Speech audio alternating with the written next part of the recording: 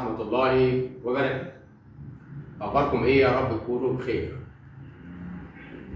معلش طالع لكم بأكتر من فيديو بقى النهارده لأن الأحداث عمالة تتوالى أول بأول، وأسئلة الناس كتير جدا، وناس كتير مش مطمنة، وناس شايفة إن اللي اتقبض عليه ده مش علاء، وفي أقاويل كتير جدا بتتقال، فكان لازم أطلع معاكم وأكلمكم لأن عايز أقول لكم فعليا أنا تليفوني من الساعة 11 الظهر لحد دلوقتي ما فصلش، مكالمات متواصلة ورا بعضها وكلها حوالين أسئلة واحدة، ده غير الجروبات بتاعة التليجرام، وإن شاء الله أنا هطلع معاكم النهارده أكتر من لايف على الجروبات.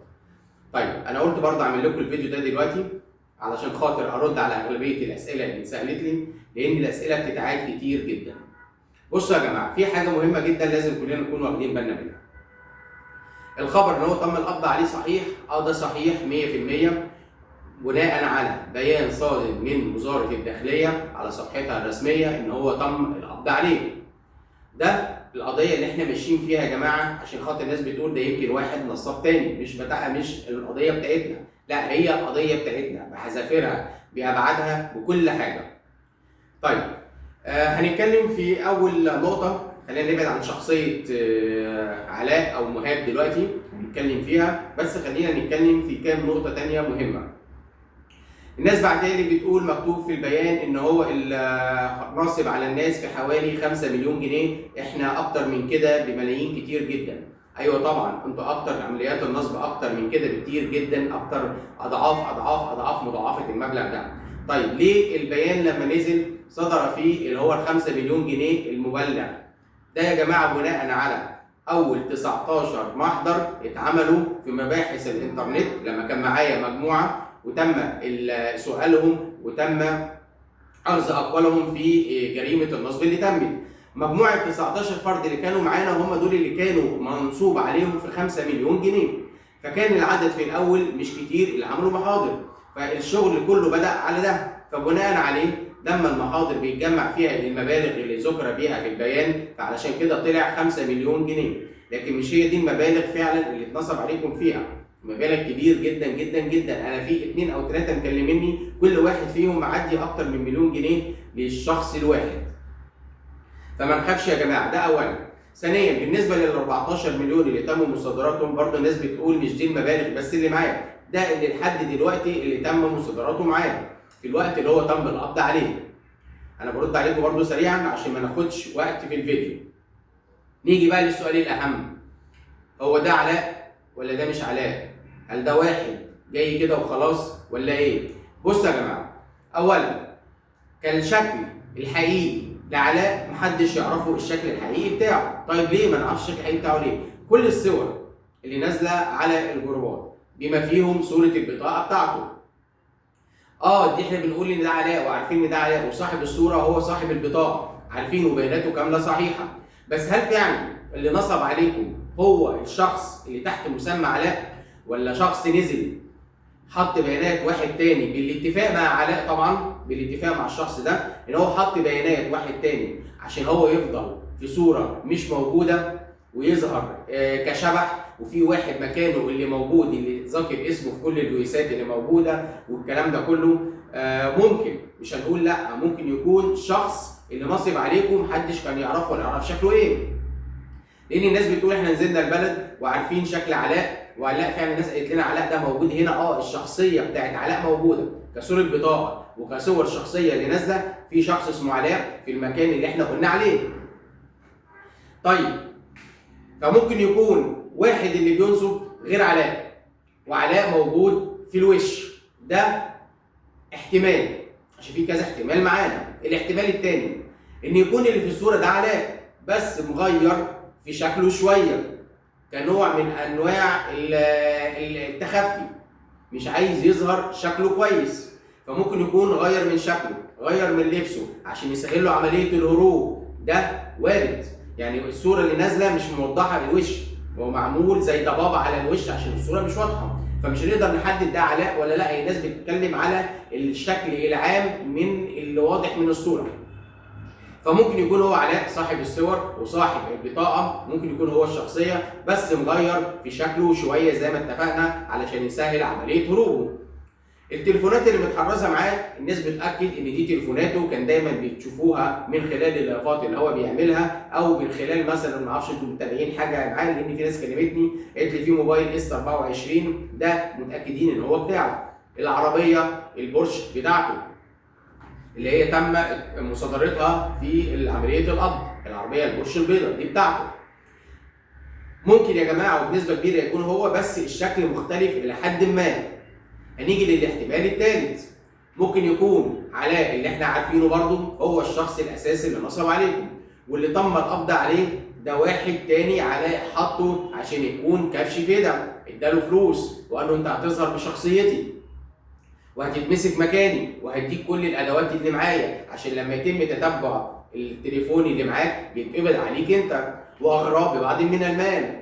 كل ده وارد، في حاجات كتير جدا وارد ان هي تتم، بس اهم نقطه ان خلاص الموضوع لو ده مش علاء، بس هو اكيد علاء يا جماعه، اكيد علاء. ادام صدر بيان من وزاره الداخليه يبقى اكيد الشخص ده المعني، او اكيد الشخص ده اللي نصب عليكم، ما فيهاش كلام وما فيهاش مفر، عشان الناس ما تقلقش. الشخص ده مليون في المية هيكون هو الشخص اللي نصب عليكم. الاحتمالات اللي احنا بنحطها دي ردا على جميع الاسئله اللي جات لي، لان كل دي الاسئله اللي جات لي من الناس، هو ده علاء، ده مش علاء، ده واحد شبيهه، ده واحد واخد فلوس منه عشان يتقبض عليه وهو يبقى موجود وعلاء يعرف يهرب. في اسئله كتير مش هنقدر نحدد ده، مش هنقدر نعرفه دلوقتي، ده اللي احنا هنعرفه بعدين في الايام اللي جايه، في خلال يومين ثلاثه اللي جايين الرؤيه كلها هتظهر معانا. بس انا متاكد ادام صدر بيان رسمي من وزاره الداخليه ان ده الشخص اللي نصب عليكم، يبقى واحنا مغمضين لازم نبقى عارفين ان هو ده الشخص اللي نصب عليكم، لان يا جماعه الاجهزه دي قويه جدا فوق ما تتخيلوا، معاهم امكانيات وفي بيحصلوا على امكانيات بيقدروا يوصلوا لاي حد في اي مكان، والحمد لله. وكذا جريمه نصب تمت في البلد ما خدتش اكتر من 4-5 ايام وكان المتهمين اتقبض عليهم. فنطمن يا جماعه، علاء او مش علاء كده كده الشخص ده اتقبض عليه وهو ده اكيد مسؤول ورقم واحد كمان. ولو علاء مش موجود هو دلوقتي وده كبش فدا، اكيد علاء هيجي، فما نعرفش الدنيا ماشيه ازاي، فمحدش يقلق. وفلوسكم ان شاء الله برضو هترجع باذن الله، باذن الله، طول ما انتوا اللهم صل على النبي نيتكم خالصه لله، والناس هتنزل تعمل محاضر. لازم تمام الفلوس هترجع، عشان الناس بتخوف خلاص يا جماعه الدوله هتاخد الفلوس ليه؟ الدوله هتصدر فلوسكم ليه؟ انتوا ما عملتوش اعمال مخله بالقوانين، ما عملتوش اعمال مش صح، انتوا اشتغلتوا او حد خد منكم فلوس علشان يشغلها، ضحك عليكم باي شكل من الاشكال، قال لكم انا بشتري اسهم في البورصه عن طريق اسهم ذهب وبترول، وبشتري شويه عقارات وبستثمر فيها وببيعها عشان اطلع لكم ارباح. كل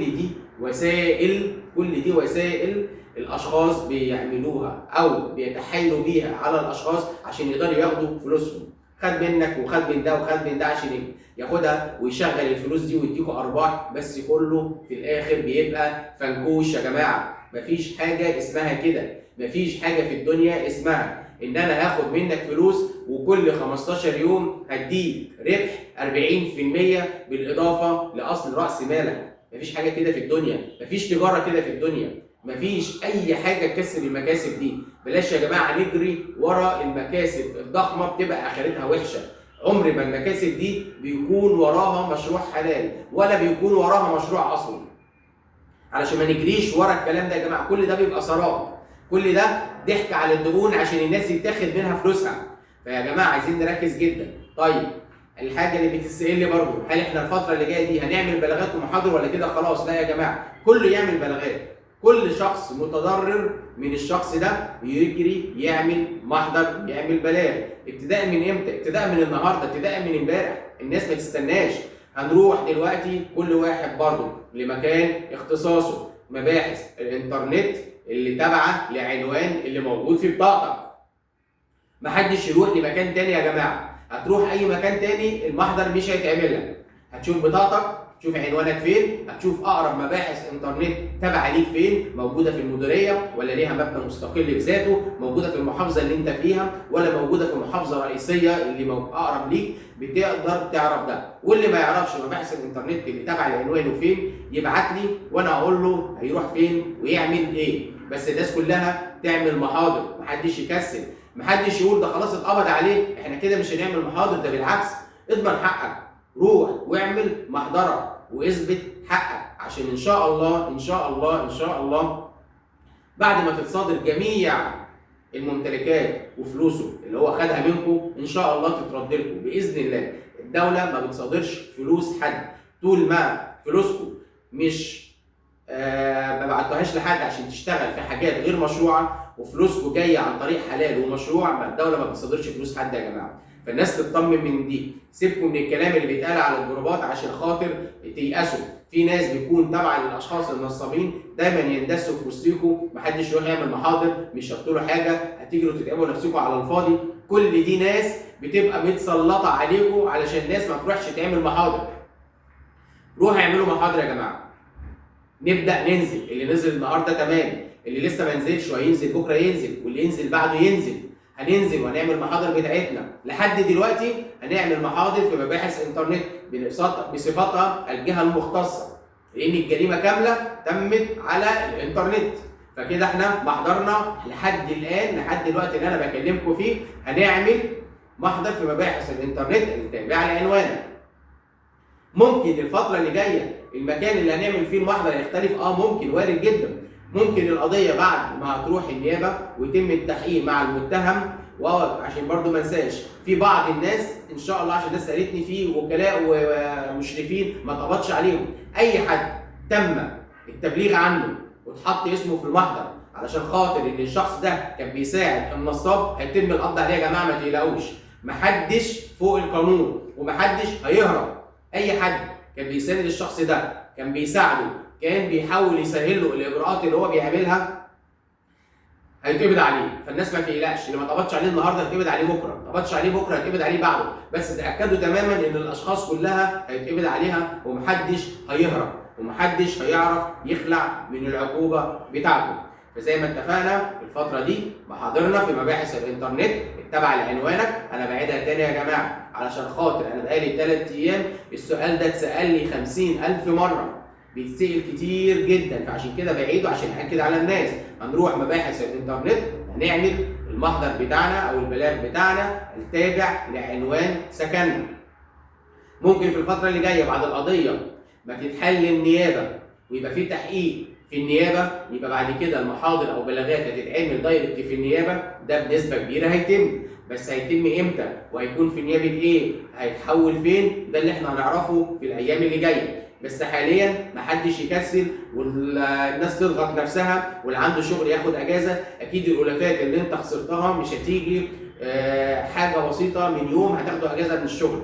انزل واعمل محضرك وما تكسلش عشان تضمن حقك. اللي مش هيعمل محضر ملوش فلوس، اللي مش هيعمل محضر ملوش حق يعمل اي حاجه. فالناس تنزل وتعمل محاضرها. الناس ما تخافش، مفيش مسؤوليه عليك، انت راجل مجني عليك مش متهم. الناس ما تقلقش، الناس مش هتقول انت ده يا عيني انت اتنصب عليك، ده انت حد وحش، عشان في ناس بتتكسف تقول انا اتنصب عليا. في ناس منصوب عليها في الوفات مكسوفه تروح تعمل محضر عشان ما يتقالش عليها ان هي اتضحك عليها. يا جماعه بلاش الثقافه دي، خلاص انتوا اتضحك عليكم، خدوا حقكم، خدوا حقكم من الشخص اللي ضحك عليكم. فالناس ما تكسلش وننزل نعمل محاضر. وانا متابعكم النهارده وهكون معاكم اول باول، واللي محتاج مني اي حاجه ارقامي موجوده معاكم، والنهارده هكون معاكم في الجروبات كلها ان شاء الله وارد على اي سؤال. وانا طلعت عشان ارد على اهم حاجه، هل ده علاء ولا مش علاء؟